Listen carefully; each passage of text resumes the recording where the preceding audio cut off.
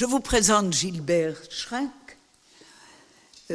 qui est professeur émérite à l'Université de Strasbourg. Et d'ailleurs, comme tous les intervenants auxquels j'ai demandé de participer à ce colloque sont des camarades, des amis, des gens avec qui j'ai travaillé.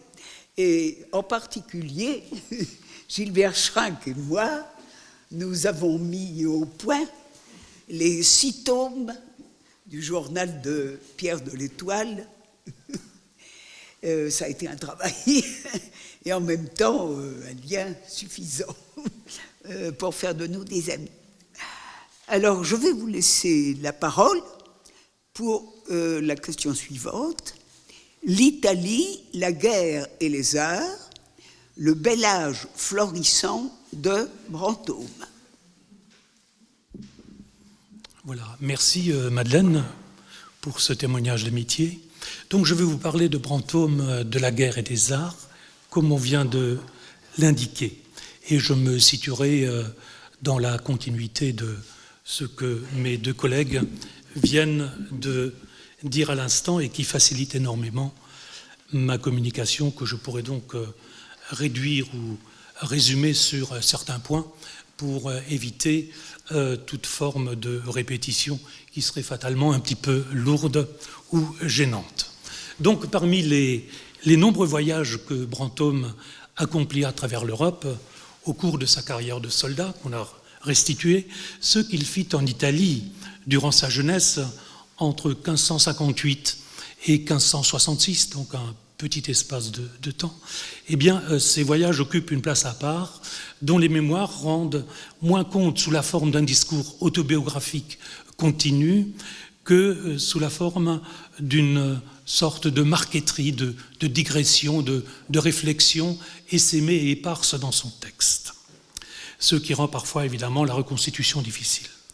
Par ailleurs, l'expérience italienne de Brantôme s'inscrit aussi dans un paradoxe fécond, me semble-t-il, puisqu'il juxtapose les récits militaires et les réflexions esthétiques sur un segment relativement court de sa jeunesse, dont je tenterai de caractériser quelques aspects qui me paraissent essentiels. Donc, comme nous le verrons dans un instant, le périple péninsulaire offre non seulement l'occasion de suivre les déplacements du cadet de Gascogne, mais aussi d'observer le parcours initiatique, j'insisterai sur cela, que constitue l'Italie dans son devenir personnel. L'Italie présente en effet un espace-temps singulièrement propice à l'évocation de la vie des camps, cela va de soi, à la découverte des arts et, dans le prolongement, à ce que j'appellerais une forme de méditation sur la condition humaine. Je me baserai pour cela sur un passage des mémoires de Brantôme, je vous le lis, ça vous permettra aussi d'écouter un petit peu sa voix, enfin, à travers la mienne, je veux dire, son style. Brantôme dit ceci: « Je peux bien assurer avec vérité que ceux de ma race, sa famille, n'ont jamais été casaniers et qu'ils n'aient bien employé leurs jours en voyage et guerre. Et quant à pour moi, c'est-à-dire en ceux qui me concernent, j'en ai fait 7 hors de la France pour chercher aventure, fut pour guerre, fut pour voir le monde, fut en Italie, en Écosse, Angleterre, Espagne, Portugal, puis en Italie, en Grèce et autres lieux étranges, comprenez, étrangers, que j'ai 100 fois plus aimé pour ces jours que celui de ma patrie. » L'expédition Outremont est tout d'abord, on vient de le rappeler tout à l'heure, une affaire de famille liée au code d'honneur chevaleresque auquel on sacrifie de père en fils. En premier lieu, on vous l'a dit aussi, François de Bourdeille, qui fit 2 fugues pour se battre en Italie, une première fois avec Bayard, et il fut blessé à Garigliano, la seconde sous la bannière, et ça me paraît important, du connétable Charles de Bourbon, à Marignan, puis il participa au désastre de Pavie, 1525. À sa mort, vers 1549, le père laissa à ses descendants un bel exemple de conduite militaire. Quant à son fils aîné, Jean de Bourdeuil, il guerroya en Piémont, on l'a vu, se retrouva devant Metz, sur les frontières donc du nord-est, et fut tué à Hesdin par un malheureux bout de canon en 1582. Le frère cadet et préféré de Brantôme, qu'on appelle le baron d'Ardelais, avec qui il fit un voyage en Écosse pour accompagner Marie Stuart, devenue veuve, et avec qui il se rendit au siège de Malte en 1566, mourut devant Chartres, on vient de l'évoquer à l'instant. Donc, sur la trace des siens, Brantôme s'engage et répond à son tour à l'appel des armes lorsque celui-ci se fait entendre. Donc, à cette fagace familiale, il faut aussi ajouter l'importance que revêt la formation intellectuelle de Brantôme dans sa décision de se battre et de partir en Italie. Parce que dans cette formation intellectuelle, les femmes ont occupé une place tout à fait prépondérante, avec évidemment la reine Marguerite de Navarre et son goût connu pour la littérature italienne, mais aussi la grand-mère de Brantôme, Louise de Daillon, qu'on a évoquée, et la mère de Brantôme, Anne de Vivonne, qui était dame d'honneur de la reine Marguerite à la cour de Navarre. On peut donc dire ainsi que, grâce à ces femmes, l'Italie devint familière à Brantôme dès le plus jeune âge, intimité encore renforcée, me semble-t-il, par les lectures que Brantôme fit sur ce pays durant son adolescence, et pays qu'il connut avant même de l'avoir foulé. Montaigne aura un petit peu la même expérience lorsqu'on lit ses écrits. Donc le premier voyage que Brantôme entreprit de 1558 à 1560, il allait alors sur ses 20 ans, le conduisit à Naples via Genève et Rome, c'est l'itinéraire normal, et il y combattit les Espagnols. Mais gravement blessé au visage près de Gênes, il dut rentrer en France. L'aventure s'arrête là. Durant le second voyage, Brantôme s'arrêta une nouvelle fois à Rome, où il fut reçu en audience par le pape Pie IV, puis gagna Naples, d'où il embarqua pour Malte par le détroit de Messine. Ça a son importance, nous le verrons tout à l'heure. Mais le Turc ayant levé le blocus de l'île, Brantôme, désœuvré, retourna en Périgord sans avoir pu s'illustrer par les armes. Deuxième échec. Alors, que dire de ce voyage ou de ces voyages en Italie?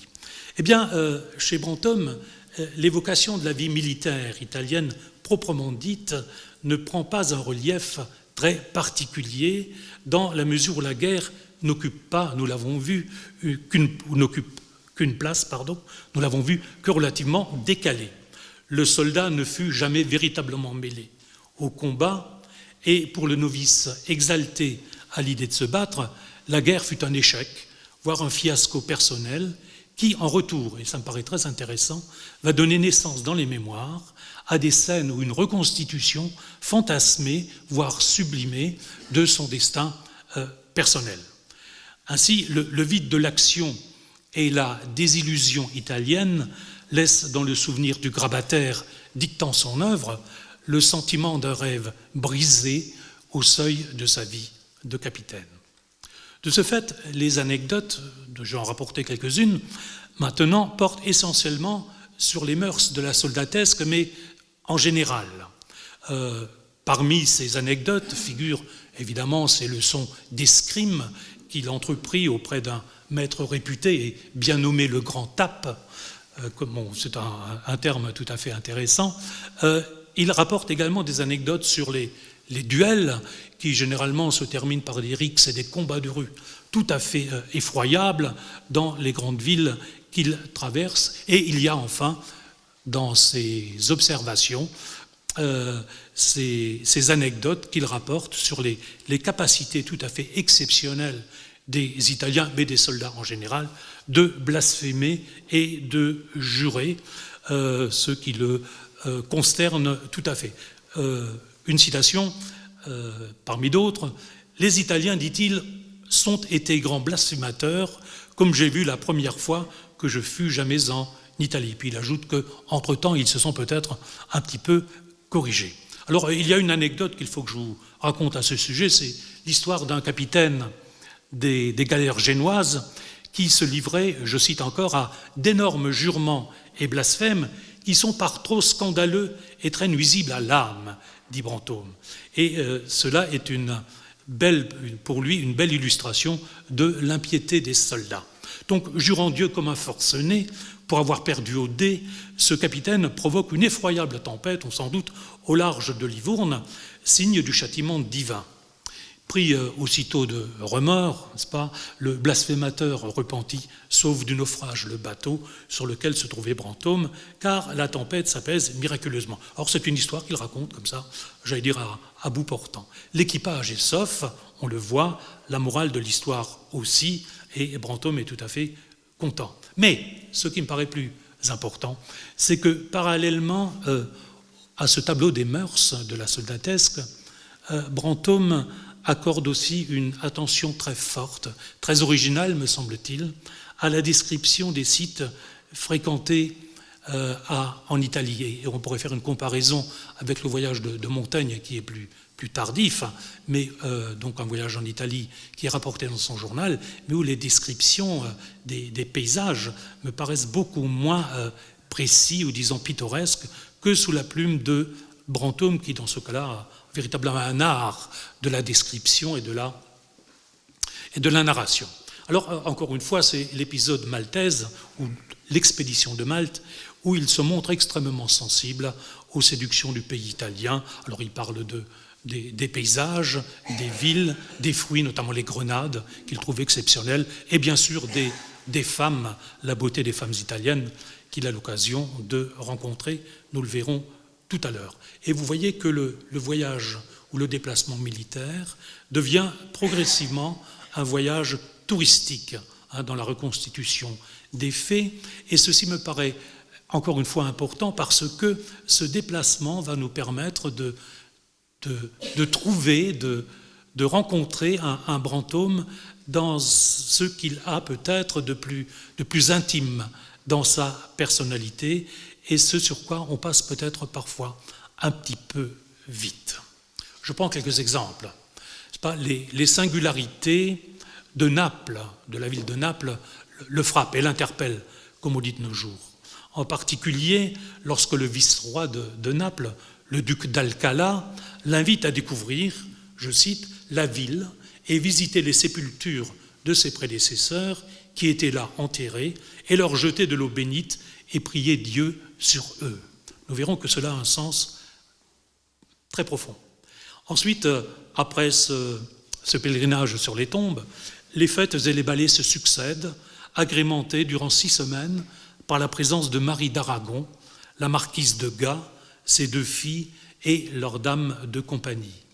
Aussi, lorsqu'au bout de 6 ans, Brantôme revient à Naples, il retrouve avec émotion son hôtesse et prend soudain conscience, et là tout bascule, que son destin de soldat aventurier l'a fait passer définitivement à côté du bonheur. Je le cite. « Ce fut là, donc à Naples, où je maudis 100 fois mon malheur, que je ne fusse retourné aussi bien à Naples, où j'eusse bien passé mon temps, et possible, par le moyen de madite dame, la marquise, j'eusse rencontré une bonne fortune, fût par mariage ou autrement, car elle me faisait ce bien de m'aimer. » Comme le montre cette citation, le souvenir de l'Italie réveille les démons intérieurs et confère au témoignage de Brantôme une profondeur autobiographique d'une exceptionnelle gravité.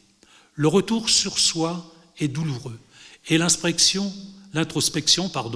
montre un homme méditant sur son passé et le destin.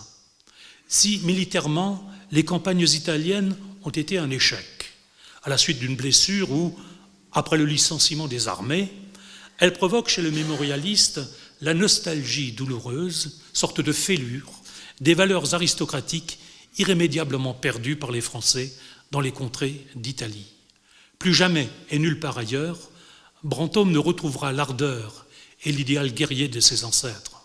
Il enregistre en le déplorant, comme son compatriote Montluc, l'effondrement des anciennes valeurs de grandeur et de gloire, avec la conscience tragique du sang inutilement répandu dans les plaines du Piémont et sur les collines de Naples. Venu se recueillir sur les lieux de la bataille du Garigliano, Brantôme sombre aussitôt dans une réflexion mélancolique où s'exprime toute sa sensibilité. Je cite, c'est un très beau passage, me semble-t-il. « C'était sur le tard, à soleil couchant, que les ombres et les mânes commencent à se paraître comme fantômes plutôt qu'aux autres heures du jour, où il me semblait que ces âmes généreuses de nos braves Français là, morts, s'élevaient sur la terre et me parlaient, et quasi me répondaient sur mes plaintes que je leur faisais de leurs combats et de leurs morts, eux accusant et maugréant par millions de fois les endroits de là, couverts de marais mal avantageux pour la cavalerie et gendarmerie française, qui ne put là si bien combattre comme elle eût fait ailleurs, ainsi que je ouïs dire à feu mon père qui y fut blessé. Avec des accents pathétiques que vous aurez notés, rares d'ailleurs chez ce soudard endurci, la pensée des morts envahit son esprit et métamorphose la splendeur italienne en ce qu'il appelle un hallucinant cimetière des Français. Lors de l'expédition de Malte, l'obsession de la mort le taraude et ne le quitte plus lorsqu'il visite la cathédrale de Gaète pour se recueillir sur le tombeau du connétable Charles de Bourbon, un des plus grands généraux de son temps, sous les ordres, je le rappelle, de qui le père de Brantôme et un de ses oncles avaient courageusement combattu. Si le visiteur, donc Brantôme, reste fasciné par l'étendard fiché sur le cercueil du connétable, sur le cénotaphe, portant la devise « Espérance », qui signifie l'espoir d'être vengé de l'injustice des rois, l'emblème revêt une signification beaucoup plus personnelle qu'on ne le pense, quand on sait qu'au moment de rédiger ces lignes, Brantôme vient lui aussi de subir la disgrâce d'Henri III et qu'il envisagea par dépit de quitter son roi pour se donner à Philippe II d'Espagne. Le voyage ravive donc des blessures mal cicatrisées et l'écriture finit par jouer le rôle de catharsis et de satire, capable d'évacuer le souvenir cuisant des princes oublieux de leur devoir envers leurs fidèles serviteurs, dont, évidemment, Brantôme. Et j'aurai beaucoup d'autres exemples de même nature. Mais je voudrais passer à mon dernier point qui me paraît marquer un aspect peut-être encore plus fort de la sensibilité de Brantôme face à son passé et révélé par l'Italie. Il y a notamment deux objets artistiques qui semblent échapper au sentiment de décadence générale que je viens d'évoquer. Il y a les tableaux, les peintures des grandes batailles d'Italie qui ont été peints avec l'effigie des capitaines illustres, de ceux qui s'y sont illustrés.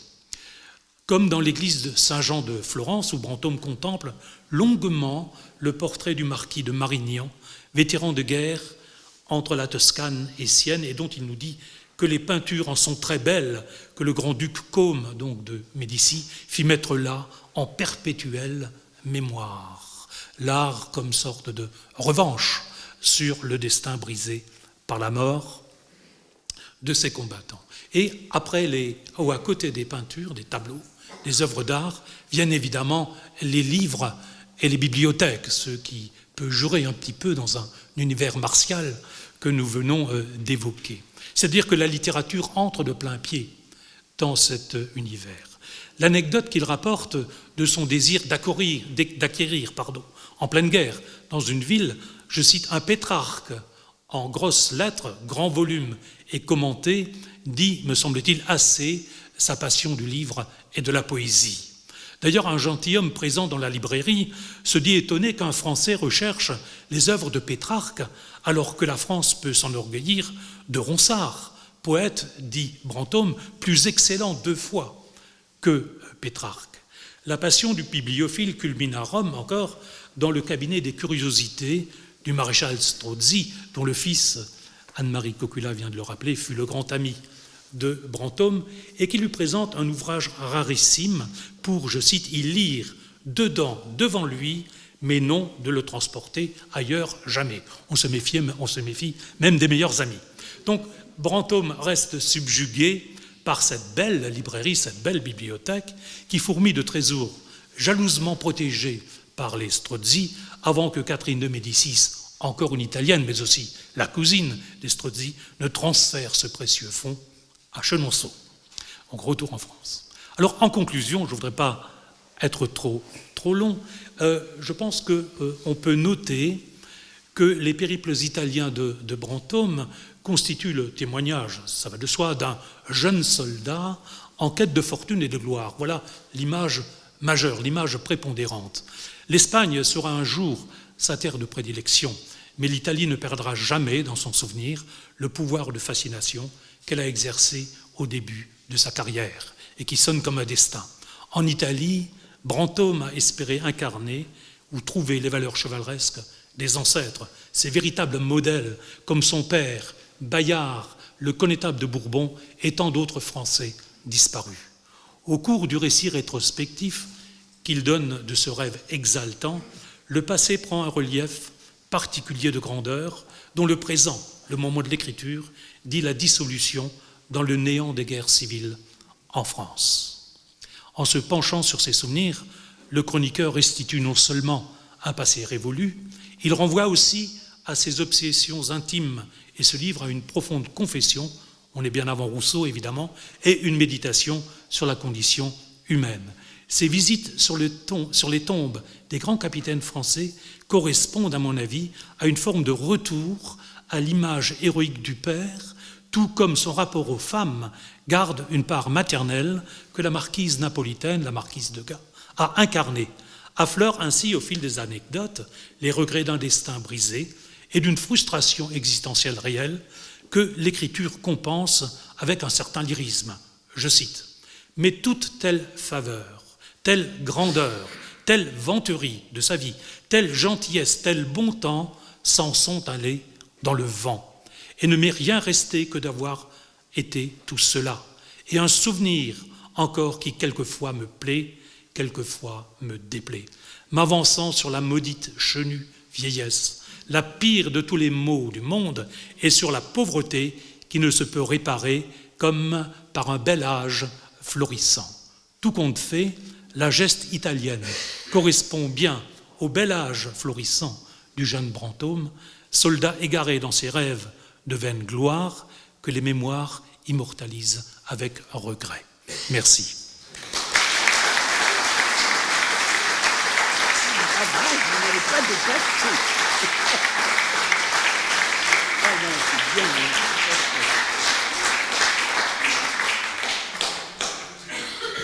Des questions? D'abord, merci, chers collègues, pour votre intervention.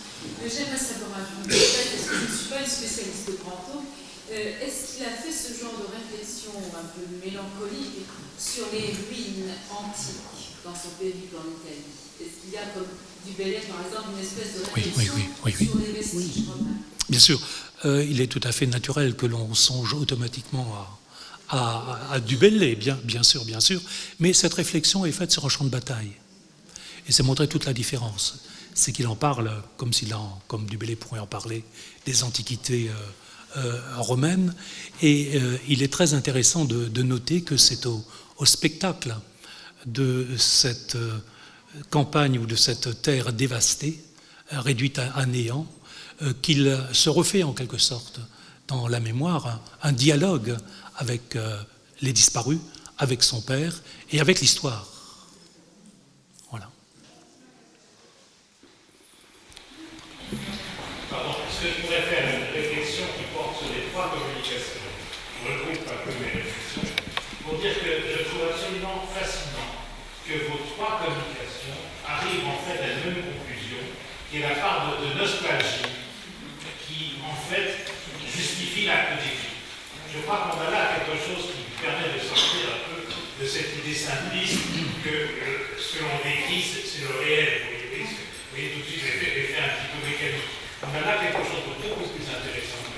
Et tous les trois, vous avez absolument la même direction. Merci, oui.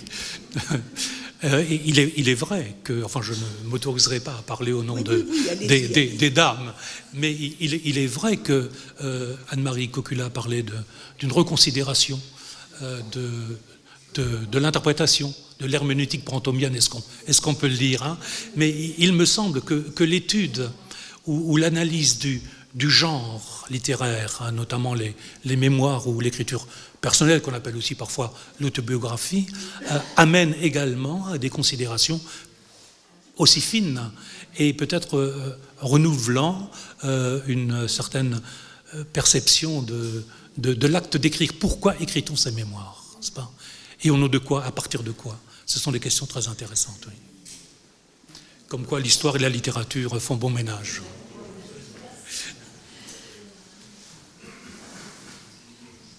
Enfin, il ne voit pas l'héroïne, non, je vous pose la question, comme un humaniste qui déplore, qui vient voir les belles choses. Rabelais, il fait un plan. Oui. Alors, je n'ai pas en tête la multitude d'exemples et d'anecdotes, parce que c'est énorme dans l'œuvre de Brantôme, mais je n'ai pas souvenir d'avoir rencontré un Brantôme archéologue ou humaniste réfléchissant sur le destin des civilisations, comme le fait par exemple du Bellay et que vous aviez, madame. Quand on voit la différence, oui, par exemple, c'est autre chose. la relation Oui. de Rabelais. Rabelais, il fait des plans, il examine, enfin, on a l'impression qu'on est dans la Rome antique. Bon. Et puis les humanistes y allaient aussi pour tout le, comment dire, enfin, l'héritage littéraire. Lui, Il faut dire que le premier champ de ruines, après le sac de 1527, c'est terrifiant. Montaigne, quand il va passer, il va décrire les grands dépotoirs qui finalement qui bordent le Métis. On voit quasi, carrément, presque rien. oui. Oui, il me vient à l'esprit, en vous écoutant, j'aurais peut-être quand même une anecdote précise, enfin un conte, qui répondrait précisément à cette question, puisque j'ai parlé tout à l'heure d'un moment où Brantôme vient se recueillir sur la tombe du connétable de Bourbon. Et il y revient 6 ans après, et il dit « Je ne reconnais plus le tombeau ». Non pas qu'il ait été détruit, mais complètement transformé, parce qu'il y a eu l'application des décrets du Concile de Trente sur la réforme de l'inhumation et des règles. Voilà. Donc il y a quelque chose là qui mériterait d'être repris et peut-être certainement approfondi. Ça, il faut bien comprendre que le sac de Rome, quand on voit, il faut s'imaginer ce fait 40 000 lansquenets qui démarchent. 40 000 lansquenets, visuellement. Luthérien. Oui. Oui, alors luthérien, amateur de graphifiant de genre, et 40 000, pour se donner l'idée, c'est dire des anneaux, quoi, en termes visuels, c'est ça. Hein, c'est des multitudes de ce genre-là. On a du mal à imaginer aujourd'hui. S'agit-il des Français uniquement ou de qui? Ah non, là, c'est vraiment. C'est des Indiens. Ah oui, non, ce que j'ai vu. Et comment démarrer? Votre frontière. Ils vont attaquer finalement la Babylone. Ils vont attaquer la Babylone. Mais c'est un traumatisme pour l'Europe entière. On est encore aujourd'hui, il y a une collègue qui a fait un très beau travail là-dessus, qui a travaillé sur les chansons et la façon dont les chansons de la Renaissance se perpétuent jusqu'au XXe siècle, jusqu'aux années 60. Et il y a encore des lamenti, hein, des chansons qui pleurent la naissance